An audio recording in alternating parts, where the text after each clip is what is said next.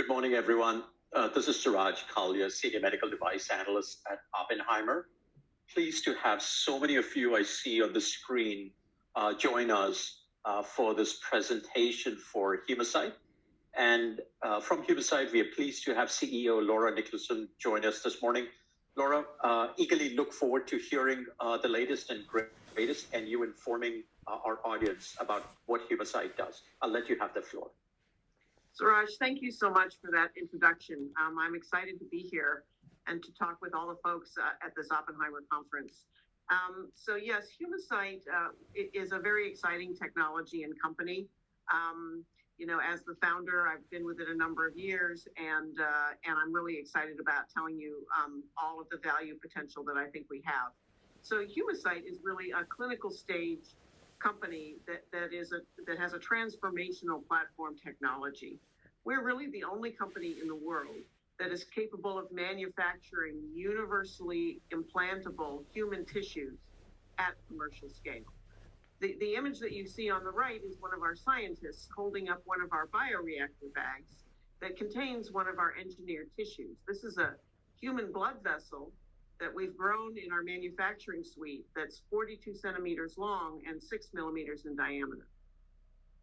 So as far as the highlights of this investment, again, we believe that Humacyte has category-defining innovation that allows us to not only produce these universally implantable tissues, but also allows these tissues to become living parts of the patient's body after they're implanted. The tissues are universally implantable, no immunosuppression is required, and they're regenerative and self-healing because cells from the patient migrate into the tissue after it's surgically implanted. Because this is a pipeline, because this is a platform technology, we have a deep pipeline of products with total addressable markets worldwide approaching $150 billion. We have the potential to develop products to treat patients who are on dialysis, with peripheral arterial disease, who have diabetes, and who suffer from vascular trauma or need a coronary artery bypass. We have extensive clinical experience with our products. We've been in man now for more than 8 years in 8 clinical trials.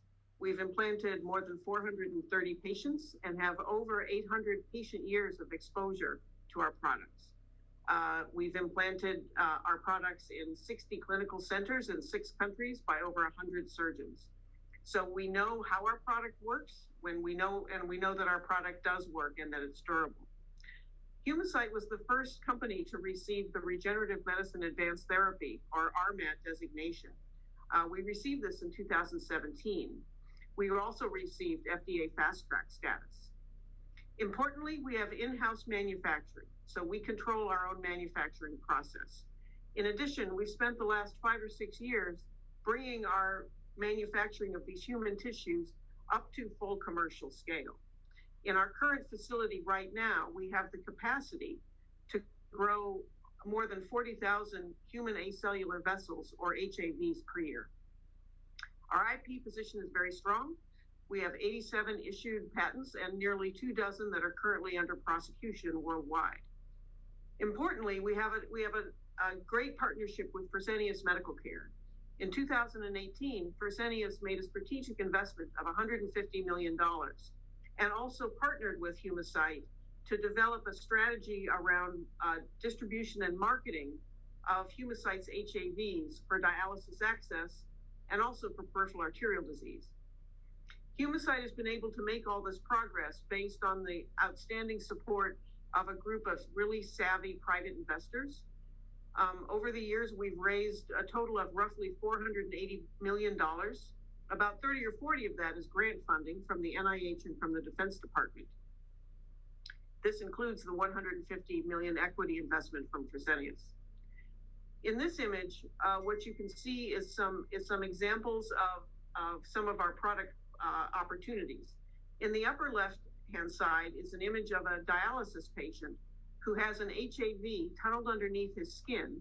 This engineered vessel is sewn to an artery and a vein, and after the incisions heal in about a month, the patient will be able to use this implant for hemodialysis to sustain life due to his kidney failure.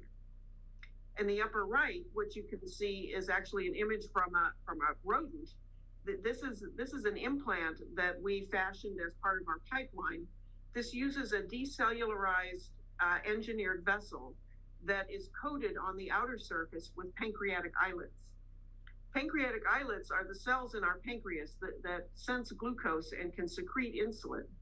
And we've shown in early animal studies that by combining pancreatic islets with decellularized engineered vessels and implanting these into the bloodstream, that we can reverse type 1 diabetes. In addition, as part of our pipeline, we're working on coronary artery bypass. In the lower left, what you can see is an image of a large animal heart that has a coronary bypass sewn onto it. This small engineered vessel is 3.5 millimeters in diameter, and we are currently engaged in a set of animal studies that we hope will support an IND filing to the FDA to allow us to go into a phase 1 trial in human heart bypass. So if we stand back and look at the markets that are potentially available to Humacyte, they're really quite large. So we have 3 ongoing clinical programs right now in 3 different indications. If we look at those indications, including trauma, dialysis access, and peripheral arterial disease, the total addressable market worldwide approaches roughly 20 billion. If you add in coronary artery bypass, the total addressable market approaches 90 billion. But again, because Humacyte's technology is a platform, we can make tissues in different dimensions and sizes, and also with different properties, different mechanical properties. We've already shown in large animal models that we can use variants of our engineered tissues to replace esophagus, to replace the urinary tract, to replace the airway. And we've shown in large animal models that we can engineer organ replacements, including the biovascular pancreas, as well as engineered lung. So if we think about the potential rollout of future product opportunities, what we see is that because Humacyte has had such outstanding support from its private investors to date, we've been able to really develop a pipeline along the way that will now allow our company to have essentially an annuity of new approved products in the future every year or two. We anticipate that our first approved product will be in the treatment of vascular trauma. That will utilize our current 42 centimeter by 6 millimeter HAV. We are currently in a phase 3 trial, which has been supported by the Defense Department. And this trial is a single-arm trial that looks at the use of the HAV in the treatment of various vascular traumatic injuries, such as might occur in car accidents or from gunshot wounds. We anticipate that this trial will complete enrollment sometime in 2022. And then we expect to file a biological licensing application, or BLA, to the FDA sometime during 2022. If that's the case, then we would expect to gain product approval sometime in 2023. Following shortly thereafter, we actually have 2 phase 3 programs on right now in dialysis access. The second of those phase 3 trials is still enrolling, but we expect enrollment to be completed by late this year. If that occurs, then we should have top-line readouts by late 2022, and then we would expect to file a BLA amendment to gain approval for a second indication sometime later in 2023. Going further, we've completed phase 2 trials in peripheral arterial disease, and we're currently designing a phase 3 trial that would allow us to potentially gain approval around 2025. This trial is most likely going to be based in Europe. And then the rest of the pipeline is as you see here. So to give you a little flavor for our manufacturing process, Humacyte starts with human vascular cells. These are cells that have been isolated from human donor aortas, and these cells have been highly characterized and screened at a very detailed molecular level. We currently have sufficient cells in our cryobanks to support Humacyte's production for the next 20 to 30 years. When we begin the production of a batch of vessels, we grow vessels in a batch that's 200 vessels large. When we begin that process, we thaw a single frozen vial of cells. That's a very small volume. It's about a fifth of a teaspoon. And after we thaw those cells, we plate them onto a surface and grow them as a sheet. We then seed those cells onto a biodegradable scaffold that's contained within a bioreactor.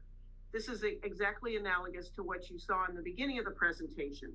This is a plastic bioreactor bag that contains a scaffold of degradable polymer, and the size and shape of the scaffold dictates the size and the shape of the tissue that we grow. That's really what makes Humacyte's technology a platform, because we can change the size and the shape of the scaffold and bioreactor bag in order to grow tissues of arbitrary shapes and sizes. After the cells are seeded onto the scaffold, we fill the bioreactor with culture medium and we culture the cells for 2 months. During that time, the cells grow and they secrete extracellular matrix proteins like collagen. And while that's happening, the polymer scaffold underneath the cells dissolves. So after about 2 months, what we have is an engineered tissue that contains cells and the matrix proteins that the cells made, but almost no polymer remains. In a final step, we drain the culture medium out of the bioreactor bag and we refill with solutions that rinse the cells out of the tissue. In essence, in this final step, we decellularize the engineered tissue. And by doing that, we remove essentially all of the immunity of the engineered blood vessel. What that means is that the engineered tissue contains human matrix proteins that makes it an engineered human blood vessel, but no cells that could trigger immunologic reaction. So in summary, what our technology produces is tissues that are non-living, and so they are available off the shelf. In fact, our engineered tissues currently have a shelf life of 18 months. This means that we can grow batches of engineered tissues and then can ship them to hospitals and clinics where they can be immediately available whenever a surgeon requires a blood vessel for implantation into a patient. Again, because we use donor cells for producing these tissues, this requires no harvesting of cells or tissues or veins from the patient at all. In addition, these vessels show no evidence of immunogenicity. We've seen no clinical rejection responses in over 430 patients that we've implanted to date. In addition, because these vessels become repopulated with cells in the patient over time, what we see is that the HAVs tend to be very resistant to infection. In fact, we have a very low observed infection rate in our dialysis clinical trials. And so far, we've seen 0 infections in our peripheral arterial disease and vascular trauma trials. Importantly, as I mentioned earlier, once the HAV is implanted, cells from the patient migrate in and gradually turn it into the patient's own living tissue. This confers resistance to infection, we believe, but this also, we believe, confers excellent durability that we've seen with these products. So this is an example of what happens after one of the HAVs is implanted into a patient. These are microscope slide stains of a small biopsy of an HAV that was taken out of the patient about 9 months after it had been implanted. This is a patient with kidney failure who required a small biopsy of the HAV 9 months after implantation. What you can see on the image on the left is a red stain, which is staining for a protein called smooth muscle actin. This is a protein that's only made by cells in the walls of blood vessels. And as you can see in the cross-section of the HAV wall, there are many, many of these red staining cells showing that there are many smooth muscle cells in the wall of the HAV. It's very important to understand that when the HAV was implanted, there were no cells in the wall. They were not there. But over a period of 9 months, this patient's own cells, probably progenitor cells, had advanced into the tissue and repopulated it, turning it into a living blood vessel. What you can also see on the top of this image, on the outside of the HAV, is a large number of small microvessels or capillaries. We believe that the stimulation of capillaries with the HAV implant may contribute to some of its resistance to infection because host blood supply becomes very generous to the implanted tissue. If you look on the right-hand side, what you can see is a line of red cells near the bottom of the image. What that is it's a stain for a protein called CD31. This is made only by endothelial cells that are normally present on the inner lumens of all of our blood vessels. These cells help prevent our blood from clotting inside of our own blood vessels. And so it's important to note that after implantation, the HAV also becomes lined on the inner surface with these normal endothelial cells. So I'd like to transition now to talk about some of our clinical data that we've obtained over the last 8 years. So first, with respect to dialysis access, what I'd like to point out first is that patients who have kidney failure, in order to maintain life, must go through a dialysis procedure approximately 3 times a week. What that requires is that the patient goes to a dialysis center, and there needs to be some access to the bloodstream so that the dialysis technician can withdraw blood from the patient at about ½ liter per minute, run it through a dialysis machine, and then return that blood to the patient. Because we don't normally have very large blood vessels sitting underneath our skin that have such a high blood flow rate, what's necessary is that surgeons have to create sort of an artificial conduit that dialysis technicians can use to insert needles and withdraw blood from the patient and then return to the patient. So there are several ways of providing this access for hemodialysis, but all of these methods are terribly flawed. The method of choice, or the gold standard, is the arteriovenous fistula, where a surgeon directly sews an artery and a vein together. This is a good operation when it works, but most clinical studies have shown that at least 40% of the time this operation fails completely. When it does fail, what this means is that the patient must remain on a catheter, which is shown in the middle image here. A hemodialysis catheter is a very large bore catheter, about the width of your little finger. And it's an uncomfortable external device that dialysis patients must carry around all the time. And it's also a terrible source of infection and sepsis, and sometimes death from sepsis in these patients. A third option, which is also not optimal, is to use a synthetic material, perhaps something made out of Teflon or PTFE, as an artificial blood vessel to sew between an artery and a vein.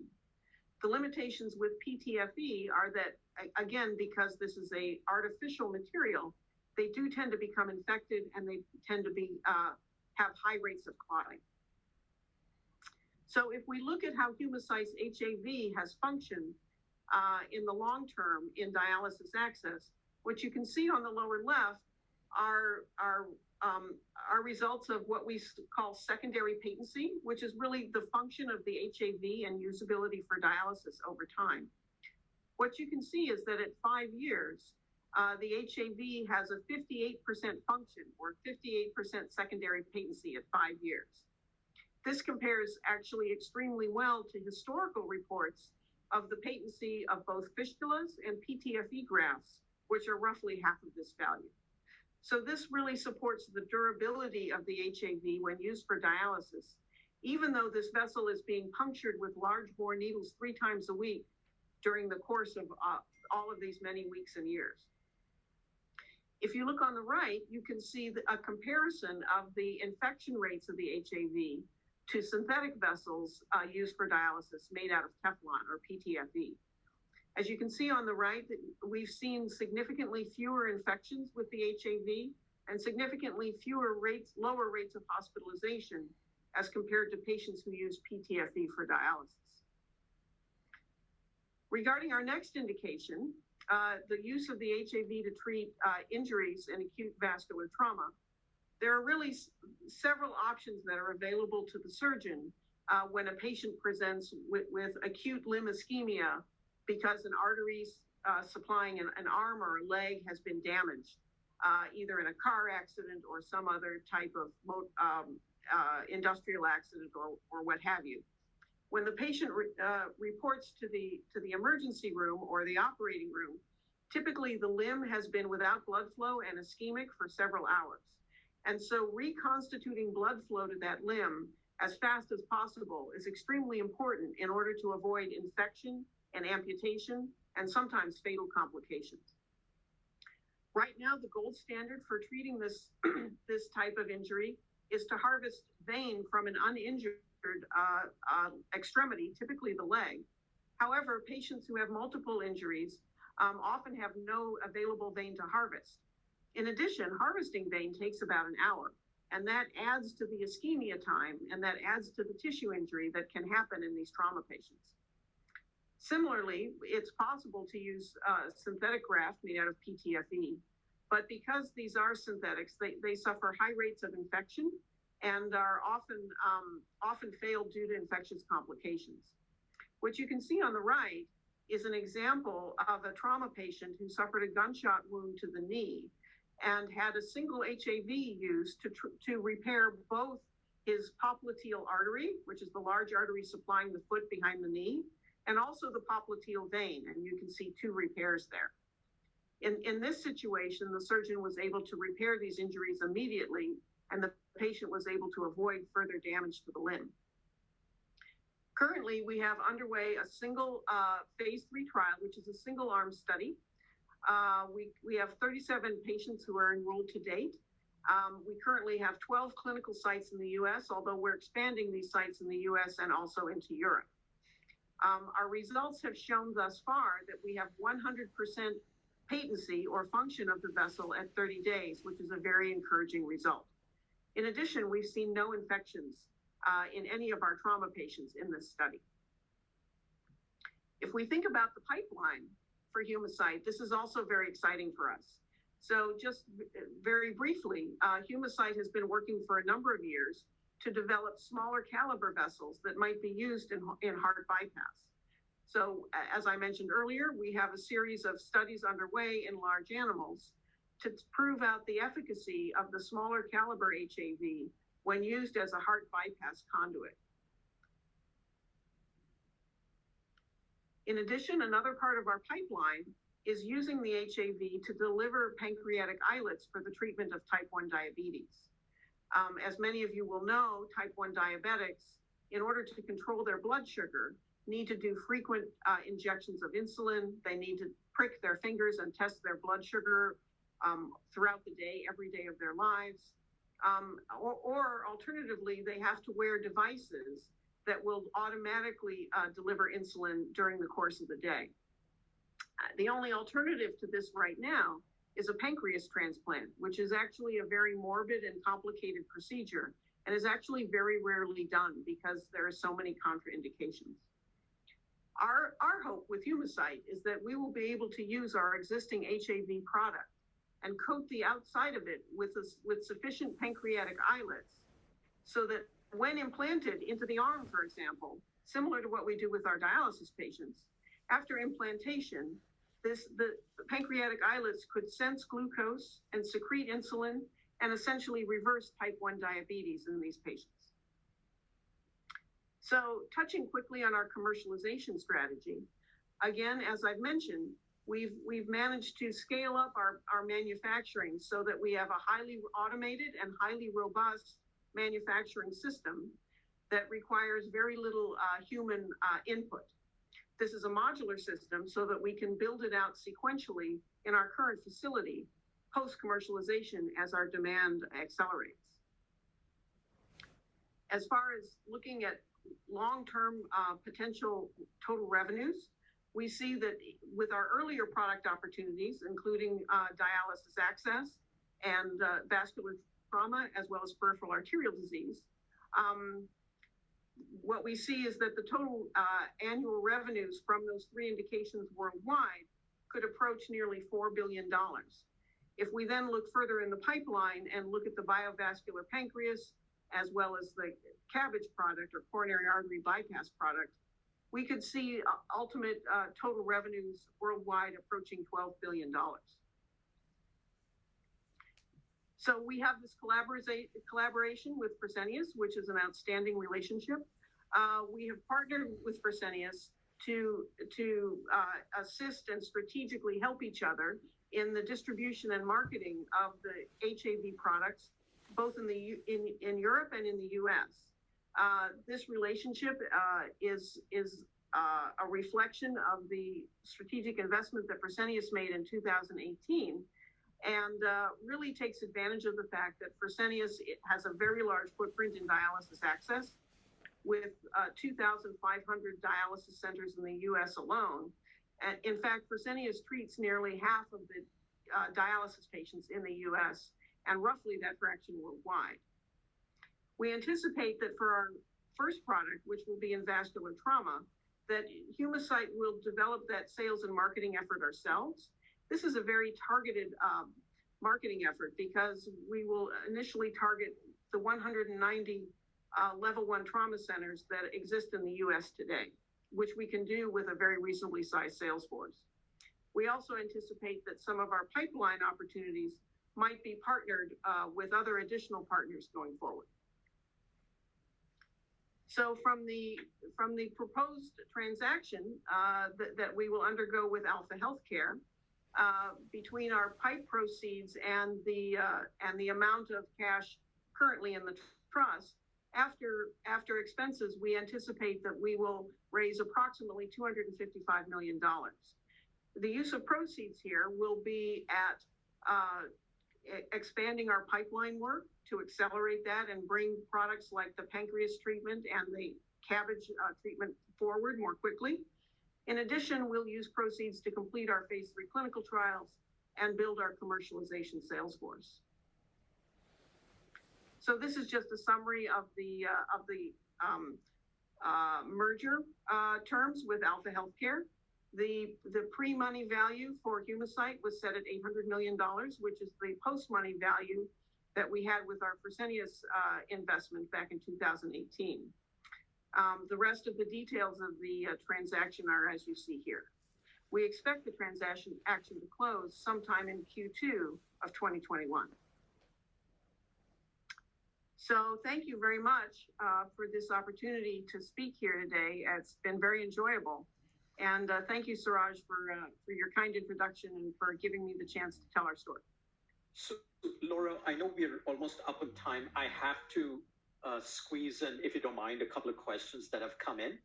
Mm-hmm. So one of the questions that has come in from a client, and I'm just paraphrasing it, is what are the long-term assumptions? Because there is nothing written in the SPAC merger document. Anything you can share on the long-term margin assumptions? I don't think that we can share a lot of detail on long-term margin. You know, what I can say is that we have a clear glide path to reining in some of our cost of goods. So right now our cost of goods is okay. It's not terribly high, but we have a clear glide path to driving down cost of goods. So we would expect our margins in 3 or 4 years to be absolutely consistent with typical medical device company margins. Got it. And Laura, how should we think about the consistency of production? You know, I know you've talked about it, and obviously the end proof is in the outcomes, but just upfront, how should we think about the consistency of production? Well, the consistency of production, I think, is reflected by a couple of things. You know, one, across 8 trials in 8 years, we've never had a device failure. We've never had a device recall. We've never had an acute product problem. So that's issue number one. You know, item number 2 is we have these very well-defined cell banks. And so our starting materials are really absolutely consistent and reproducible. And when your starting material is combined with a highly automated manufacturing system, that really allows a very high index of assurance that the product will be the same batch after batch. That said, we have an extensive battery of tests. We have about 18 tests that we do on each batch of vessels. And we always test a subset in a destructive fashion. So we have an extraordinarily high index of confidence about the product that we release into the clinic. Got it. Perfect. Laura, we are up on time. It's been a pleasure to have you this morning, and we wish you all the best in your upcoming